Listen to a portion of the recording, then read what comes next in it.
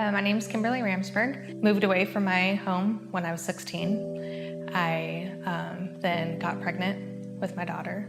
My mom told me that she would never love me again because of that. So that was the moment when I decided I was done. I was so angry and I took it out on God. I took it out on anything that I possibly could, just kept making bad decisions over and over again. I got married and I had Kaylee at that point, and we were together for a few years, and it didn't work out.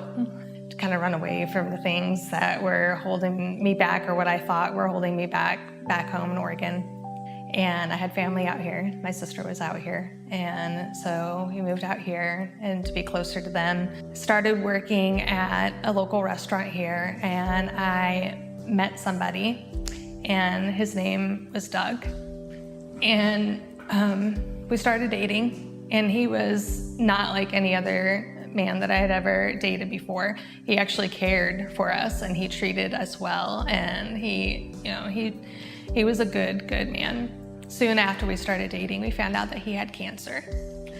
And so that was really rough, but he made it through the first time in remission and everything. And gosh, it wasn't even like 8 months later, and the cancer came back. During that time, I found out that he did know Christ and he did know Jesus. So at one point, I remember Kaylee, my youngest daughter, asking me if she could go to church. And instead of doing their normal Bible study, Pastor Mike said he had it on his heart to talk about people who had lost loved ones to cancer. And in that time, I heard people talk about that it was okay to be mad that things were going on. It was okay to be angry. You know, God is going to get you through this, and he's going to heal that person, no matter what that looks like. That was a huge moment when I heard that, because I had never thought of it that way before. I had never thought of either way, they're gonna be healed. Either way, they're not gonna be in pain. November 3rd, 2009, that was it. I was like, I'm done. I can't do this anymore without you. You've been here with me the entire way, but I could see where he never left me, and that was the day that I gave my life to Jesus. A month later, and Doug had his bone marrow transplant, and he was doing well, and then took a huge turn for the worse. And a few short weeks later, on November 27th, 2009, Doug passed away. It was awful. I can't even, like, we had to take him off of life support. He was on life support at that point, and we had to take him off, and it was not good at all. Is suffering in your life a setback or a setup for a comeback? When you hear me even ask the question, you're thinking, is that really even a question? I mean, Patrick, how absurd to even wonder whether the suffering we experience, like what Kimberly walked through, could possibly even have an option of being a setup for a comeback. Maybe you heard the song, God is good, oh, he's good, and you're like Kimberly saying, no, this is not good. My situation is not good. No, this is horrific and terrible. One of the challenges of being in ministry, particularly when you're new in ministry, you get invited into people's darkest moments and their deepest pain. The reason why that's challenging when you're young in ministry, meaning you're kind of new in this, is you don't have your own resume of pain to help relate to others. And you walk into difficult situations and you don't know what to say, and you don't know what to do. I can remember very early on in ministry, in fact, one of the first kind of pastor calls I got was a young girl that had just started coming to our youth ministry, and then she had tried to take her life. I hope not connected, but she tried to overdose, and so mom called me, and I got invited into the ER, her room, and there's mom and brother and sister, and walking in thinking, I have no idea what I'm doing. I've been trained, I've been prepared, I've got a master's degree in counseling, and I have no idea what I'm going to say. And I walked in, I was horrified because I really didn't feel like I knew what to do or how to help. And so I stumbled through it, and I still look back on that moment like one of those moments I wish I could rewind and redo, because I would have done it so different. But interestingly, about a month later, she kind of recovered and started getting help and was getting counseling and talking to her friends who knew what had happened at school. And another one of her classmates got to a very dark place where she was seriously considering taking her life, but rather than trying to, she went to the school counselor, got connected to the school psychologist, and when she went into the office, she said, I want to talk to one person. Would you call Pastor Patrick? I want to talk to him. I don't know that I ever even met this girl, but she was friends with the girl who had come out to our youth group, and she wanted to talk to me. And so the school called me and asked, hey, would you come down and talk to this young lady? And so I showed up, and I don't know how it happened, but somehow I became the guy that they called on to respond to kids in their darkest place and their deepest pain. And I felt very, very unprepared and incredibly inadequate. And I'm sharing that because in case you feel like I'm coming across callous or careless or treating suffering as casual, I want you to know that we hold hands through this. In fact, just the last 6 to 8 weeks within Lifehouse, these are only situations where people have specifically reached out to us for support, for care. And here's just a quick list. We've had 5 serious car accidents. People have responded to us, say, hey, can you help? 5 individuals who have been in a motorcycle, even a fatal motorcycle accident. We have 12 individuals that were diagnosed with and are being treated for cancer. 8 families where a child was admitted to the ER or the hospital for life-altering, even life-threatening sickness, disease, crisis, injury. We have 4 individuals who have bleeding on the brain, one of whom died as a result of that. 4 individuals that received an amputation, and 3 couples where the woman gave birth to a stillborn child. It's interesting, as I was preparing for this, I had a thought that probably what you would think when you saw the video of Kimberly and you heard that list is, Patrick, you don't have to talk anymore. Just point them out to me so I can find them, because I want to talk with them. If you know someone who just went through an amputation, you're like, I don't need a sermon. I need to find the other people who had an amputation, because I want to talk to them and I want to hug them and I want to sit down with them and I want to just do life with them. You want to know why? Because you and I fundamentally believe that someone who has suffered similar to us has something to offer us. Hold up. We believe that somebody who has suffered similar to us has something to offer us. And we want what they have. We come to the place in life when we believe that maybe God is absent because I feel pain. Or worse, God is angry with me. Maybe you believe that God is uncaring or unaware, or even that pain proves that God does not exist. And what I would offer is this: maybe there are those of you among us who, maybe you got dragged here.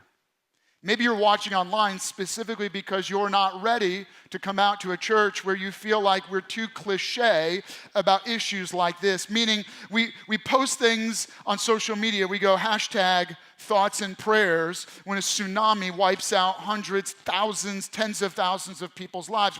We say hashtag thoughts and prayers when a mass murderer comes in and shoots up a club. And you've become callous toward the church because you're thinking all we do is offer cheap cliches in the darkest, deepest moments of people's lives. And we say, God will never let you down.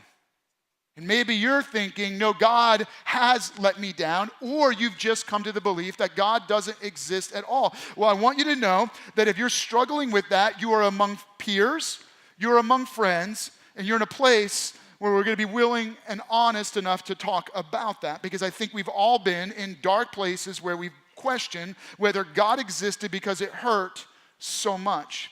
And it's even more complicated in a Western culture.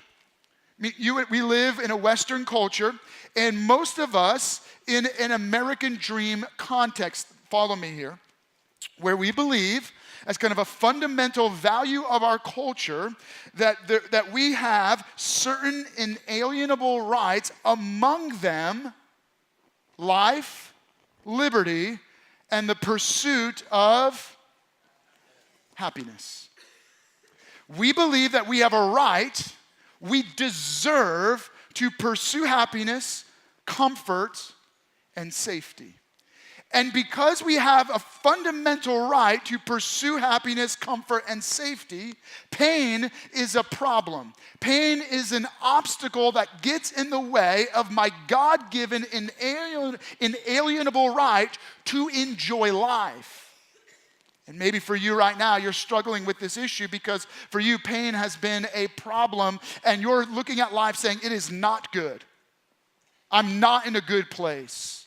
Maybe you have friends, peers, they are not in a good place because pain has been a problem in their pursuit of enjoying our Western culture and what we fundamentally believe to be the purpose of life, and that is to pursue happiness. But it hasn't always been that way, and there are other ways of looking at life and pain. In ancient times, those that personally knew Jesus and those that taught about Jesus did not believe that pain was a problem. And they saw life very different than the way you and I have been trained to see life. In fact, they would have gone so far as to say that there is meaning in their suffering and purpose in their pain. Let me introduce you to one of those individuals so we're going to talk about for today. But it's in the context of a guy named Paul. The Apostle Paul was one of those guys that didn't like Christians. And so if you don't like Christians, you would like Paul. And maybe some of you, you've seen the way Christians treat each other. And you see the way Christians interact in the culture around you, and you think that some Christians are hate mongers, and they're narrow-minded, and they're mean. And so you've started to think, maybe some of these Christians need to be arrested. Good, you would have liked Paul because he actually arrested Christians. And he murdered Christians. And you're like, well, maybe that's a little too far. Yeah, well, this guy was pretty passionate about this. But what do you do if you're Paul and you go from hating Christians to becoming one? Well, your sphere of friends becomes pretty small. And his life had a radical change. I mean, he turned his life around. He went from killing Christians to telling people how to become Christians. And just when he started experiencing this significant life change, where he goes from murder to messenger, horrific things began to happen to him. Let me jump into this story. Before I dive fully in, though, let me give a little more context. The story is written by a guy named Luke, who is a well-educated, well-studied, well-read physician. And he lives in Antioch, and he meets this group of people who believe in this guy Jesus. And so he's never heard of Jesus, and so he starts to investigate and interview these individuals, and he becomes so persuaded that Jesus is who he said he was, that Luke leaves his profession, becomes a follower of Jesus, and starts to support this guy Paul on his journey to tell others about Jesus. He writes out his own account from other eyewitnesses of the life of Jesus and the life of those who follow Jesus. It becomes a 2-volume account called Luke, the Gospel of Luke, and the book of Acts, and it's included in the Bible. We're going to jump into his writing in the Bible, the book of Acts, chapter 16, where the story is about a little girl, a young girl, probably a young teenager, trapped in human trafficking, which is a pretty hot issue in our current culture today. This girl, she wasn't being exploited for sexual purposes, but she had a gift, maybe a dark gift. Something supernatural inside of her allowed her to see the future and could tell people's fortunes. And so she was kidnapped and being exploited. Her owner, a slave owner, was abusing her and using her for his own profit. The Apostle Paul, along with his friend Silas, came along and met this girl. They prayed over her, and God supernaturally freed her from whatever was in her that gave her this dark gift. When that whatever was in her came out of her, whether you call it a demon or something else, she was freed from this. And as a result, she was freed from human trafficking. The people that don't like that are the people that profit from it.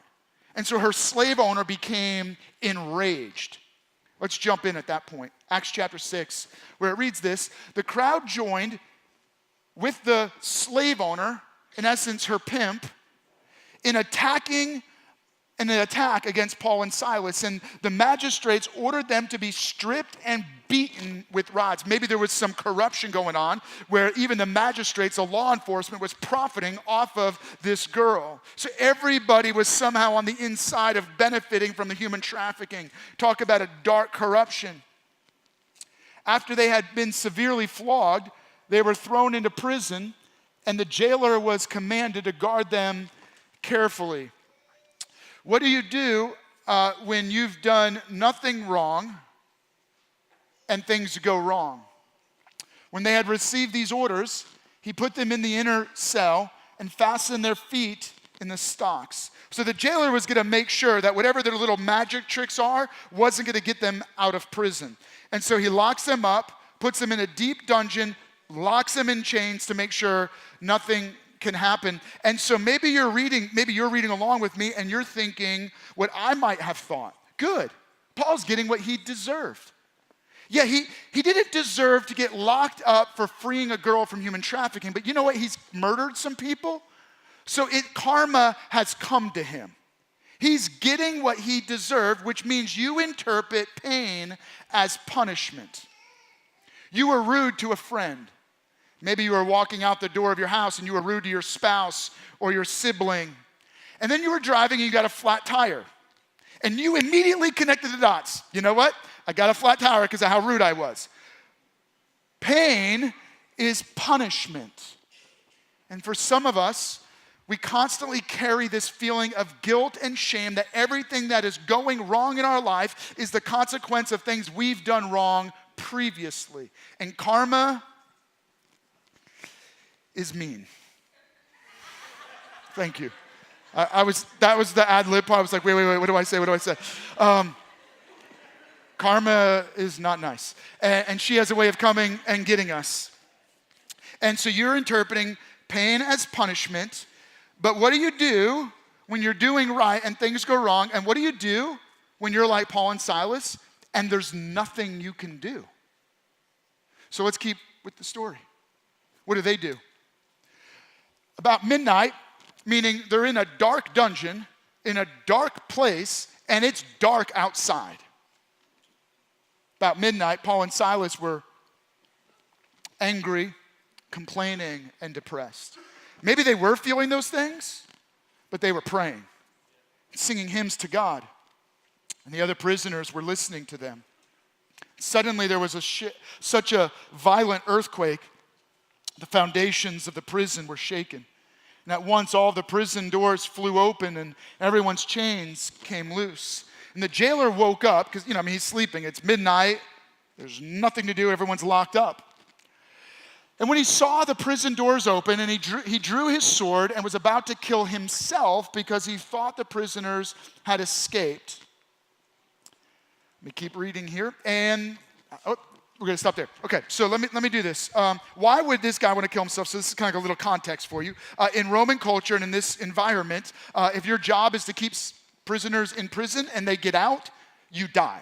So his punishment was death. And so actually he was doing a noble thing by preparing to take his own life. In essence, what he was saying was, I know I deserve death, and so rather than my supervisor coming, finding that I allowed prisoners to escape and having to put me to death, it's unfair to him, and so the noble thing to do is to take his own life.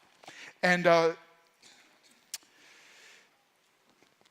Paul and Silas teach us a fresh perspective. They did not see pain and prison as a problem, nor as punishment. But they had a perspective on pain. They saw through it to the promise and the purpose of God amidst suffering.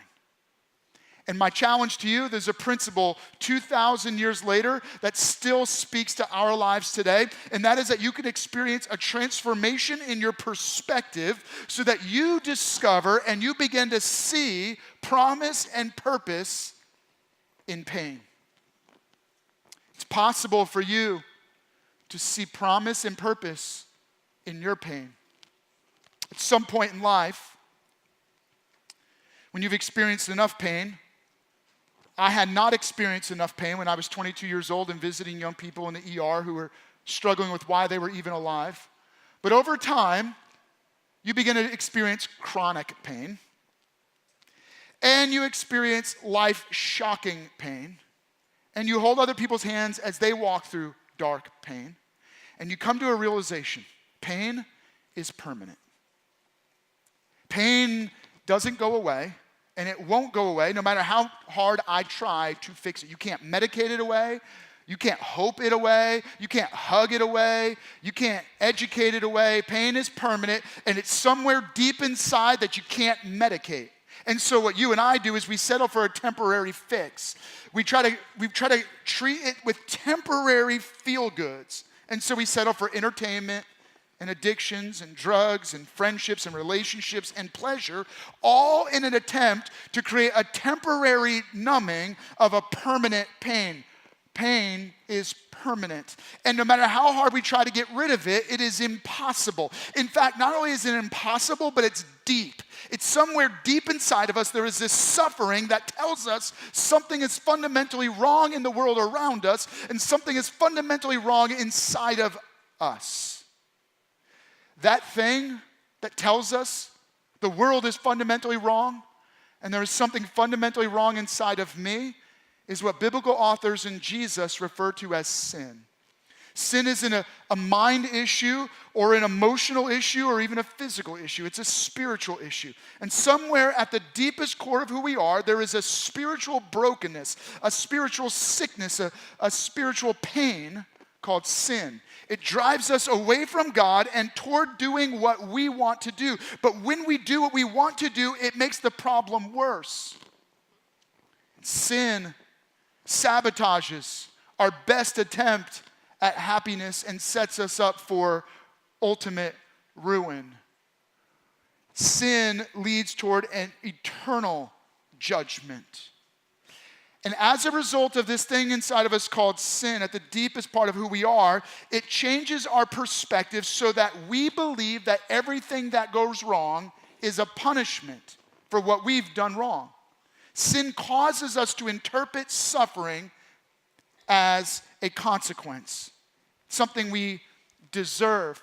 But God was unwilling to leave us in this place of permanent pain and eternal pain, and so he intervened in our story. God stepped down from his throne in heaven and stepped into our messy, broken, painful world. He became one of us, not just to look at us or mock us, but for this purpose. Let me bring you to this story. When the jailer was about to kill himself, the Apostle Paul yelled out, "Don't harm yourself, don't kill yourself." And then the story continues. The jailer called for lights. They came in with the torches to light the prison. Then he rushed in and he fell trembling before Paul and Silas, and he then brought them out and asked them, "Sirs, what must I do to be saved?" Hold up. Here is the jailer who asks them, "How can I be free from the prison I'm trapped in?" In essence, he discovered something fundamental, that we are not confined by our suffering, we are confined by sin.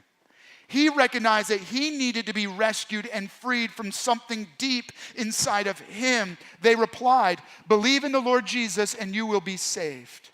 You'll be rescued, your prison doors will be open, and you'll be set free. You and your whole household, meaning this message isn't just for you, it's for anybody, for everybody. Your whole family can experience this. Then they spoke the word of the Lord to him and to all others in his house. Here's what they might have shared. It's probably very, very similar to this. They would have said to the jailer, "You realize that what confines you is not suffering, but sin. We might be in a physical prison, but you're in a spiritual prison.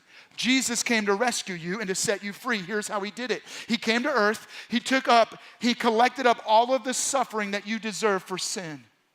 Everything that you deserve as punishment, he brought on himself. The eternal judgment that's waiting for every one of us, he absorbed on himself, so that when Jesus died, he died once for all. So that anyone who believes in Jesus by faith is forgiven of their sin, their shame and guilt removed, and in place of sin, that is a permanent pain, He replaces it with new life. Because when you believe in Jesus by faith, God's Spirit enters into the deepest place of who you are, into your spirit, where you are reminded that suffering is permanent. He enters there and he replaces our sin drive and our sin pain with his Spirit who gives us new life.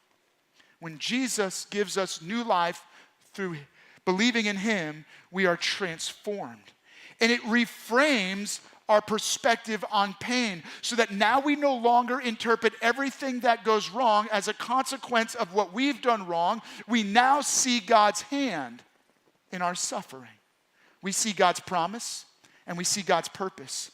In fact, that was the experience Kimberly had. Would you check this out? She shares the rest of her story. It took years to get over that. It took a lot of years to get over that. I didn't want anything to do with life. I went to work, I went home, I went to bed. That was it. I was in such a huge state of depression and I could not see my way out of it.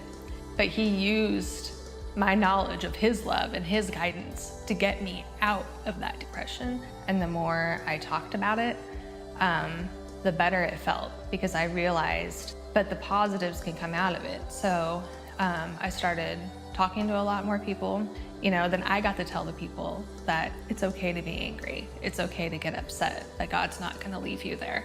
Through this, I helped bring both of my girls to Christ. They both accepted Jesus. I lead a life group now and I love every second of it. I love being at the church. I like meeting new people. There will never be a time in my life where I don't have Christ now, ever. Because I look back and say, you loved me that much. You kept me around. You guided me. You got me through the toughest times of my life.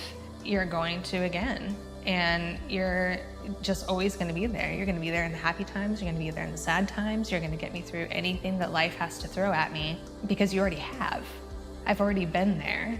So I can look back. God is always there, and he is gracious enough to get you through everything that you could possibly throw at him. He's gonna be right there, and he's gonna be by your side the entire time. He's not going anywhere. I hope that what you picked up on was that Kimberly discovered a promise and a purpose to her pain. It's as if her entire perspective on suffering was transformed and she saw it differently. How can you have your pain reframed to see promise and purpose in it? Well, let's go back to the story, and it's going to parallel what you heard Kimberly share. Let's jump in, and I'm gonna just give you kind of some key thoughts here. And so let's jump to the story. Here it is. You already heard me read this, but let's kind of just recap it because we're going to see the principle in it. About midnight, Paul and Silas were praying and singing hymns to God, and the other prisoners were listening to them. You think? I'd be listening. I'd be curious. But what's the point? In prison, in pain, having just been stripped naked and beaten, humiliated, embarrassed, abused, with bloodied backs against cold stone walls in prison, in a dark place, in the dark of night, they pray and they sing. The point is this: the promise in the pain is God's presence. Can you maybe make a note and write this down, even if you don't believe it? Even if you're struggling to accept that, maybe you can write that down, because maybe it'll be a reference point in the future. That there's a promise in the pain, and that is that God's presence is there with you. Here's what Paul and Silas did. They prayed.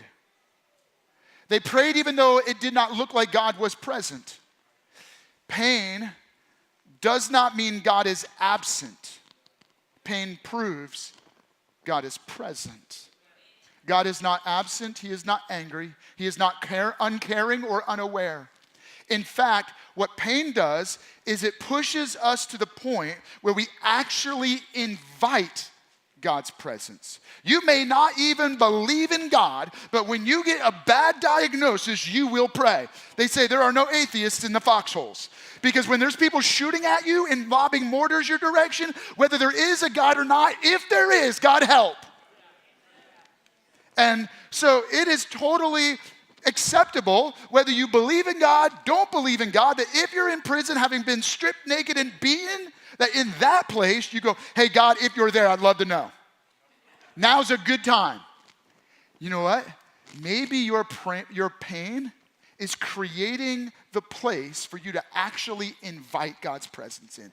Then what they did was they actually noticed God's presence. The place started shaking. An earthquake opened prison doors. I'm not saying that every single time you pray, the cancer is going to be released.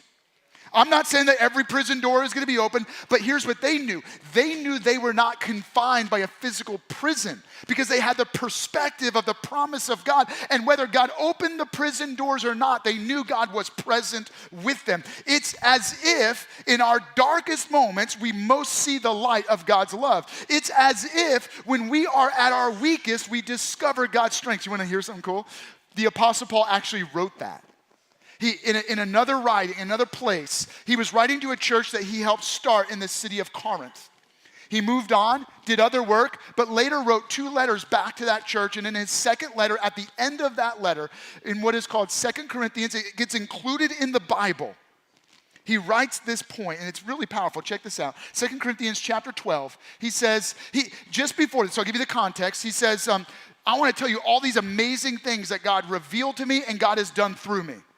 So he's kind of like patting himself on the back. And then he goes like this, but in order to keep me from becoming conceited, meaning in order to keep me from getting so filled with destructive pride, I was given a thorn in my flesh, a thorn in my side. That's actually where we get that phrase from. A messenger of Satan to torment me. Hold up, what? He goes, so, God's been doing all these amazing things in my life, but to keep me from becoming arrogant and puffed up, God didn't cause, but he allowed this gift of a thorn, and that's what he meant when he said given, meaning he didn't say diagnosed with, he didn't say struck with, he said I was given a gift of a thorn, and that word thorn, many have tried to figure out what he was meaning by this, and so there's different theories. Some suggest that it was something like epilepsy. And in that era, that would have been interpreted as demonic. And so Paul might be saying, like, I had this thing in my life that looked like I had a demon, but it was really just a debilitating condition. Others suggest that maybe it was really weak sight. He was nearly blind and struggled with that. And there's a lot of other different theories, but here's what we know about the thorn. It was debilitating, it was humiliating, and it was permanent in his life. And then finally he says, it was given to me to torment me. And the word there means to beat with blows, meaning his pain felt like a constant punch in the face. And so how did he respond? Well, his very next statement is this. He goes like this, 3 times I pleaded with the Lord to take it away from me. He did exactly what I'm encouraging us to do. When you're in pain, invite God in. I pleaded with God. I begged, God, where are you? Would you show yourself to me? Would you show up in my life? But then he noticed God, but he said to me, and sometimes in our darkest places, our deepest pain and our greatest suffering, all we need to know is that God is there, and all God is wanting to do is tell you he's there. He said to me, my grace, the riches of my love is sufficient for you, for my power is made perfect in weakness. Therefore, Paul said, this is his conclusion, I will boast all the more gladly about my weaknesses so that Christ's power may rest on me. Here's Paul's conclusion. I'm going to embrace my pain because my pain offers the promise of God's presence. And I will find my greatest hope, my greatest joy, my greatest life in knowing God's presence, because when I am at my weakest, God reveals his strength. When I am in my darkest despair, I find my greatest hope in God. It's as if you'll never know that God can provide for you until you're in want. You'll never know that God can give you purpose until you're at a place in your life where you have no meaning. It's as if you'll never know that God is a healer until you've suffered in sickness. You'll never know that God offers unconditional love into relationships until you've been in a loveless situation. Somehow there's this direct correlation between our pain and God's presence intervening. The promise in pain is that God is present and he reveals his power. And then there's one more piece to the promise. It's a promise that pain is not the end of the story. Paul became acutely aware that pain was like the labor pains of a woman.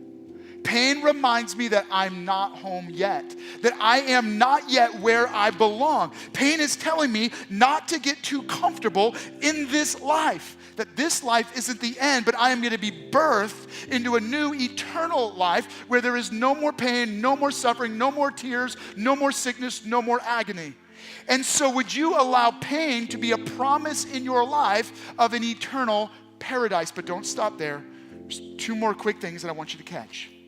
And that is this. That's the promise. But then what's the purpose? Think about Paul and Silas in prison together. Think about Kimberly's story, and that you would love, if you've been through something like she has, you'd love to just talk with her.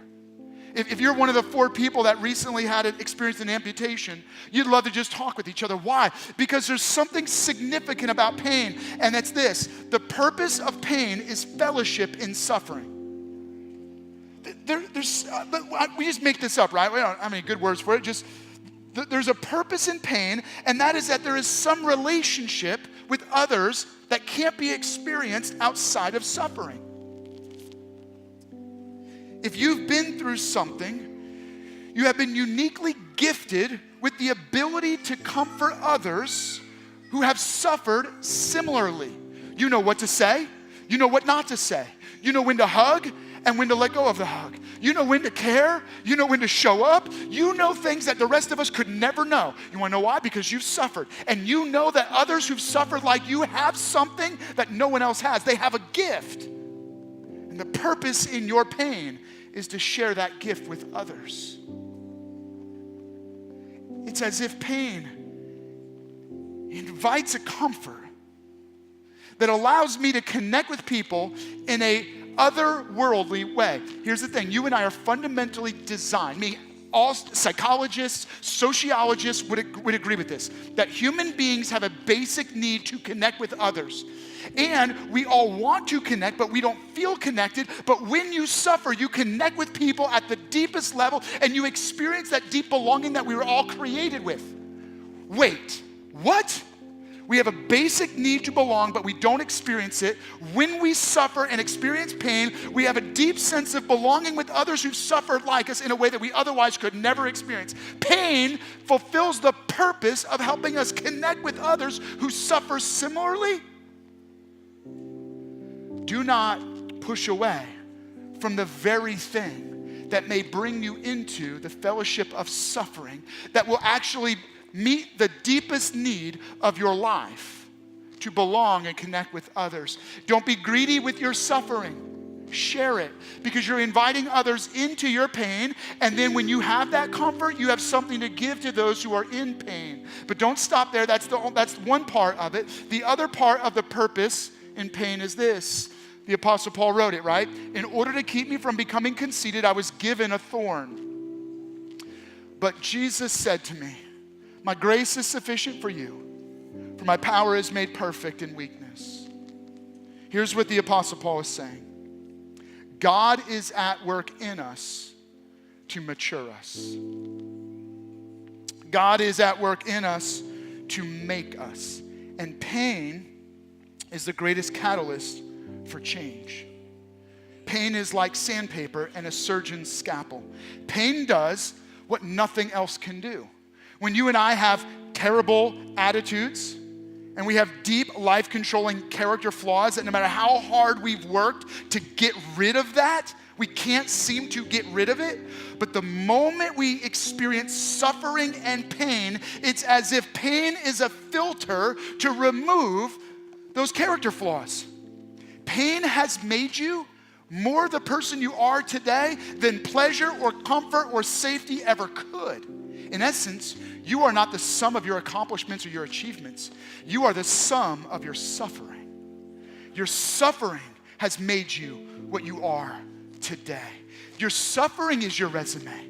Your suffering is your character. Your suffering is what makes you compassionate and loving and kind and gentle. Because when you've been through it, you see those going through it totally differently. You're more caring, you're more generous, you're more compassionate. So rather than pushing away from suffering, maybe you and I need to embrace it because there's purpose in it. because God is at work in us to mature us. The ultimate goal of maturity is that we become more like Jesus. Maybe it's suffering that is shaping you into being more like Jesus. Don't push away from the very purpose of God in your pain and your suffering. Now let me invite you to respond very simply. There are those of you that you've interpreted pain as a problem and as punishment, and you know that it's permanent. But today you want that experience where you no longer have to live under that darkness, and you want to find freedom like the jailer from the prison of sin, and you're ready to take a step of faith to say, yes, I believe in Jesus.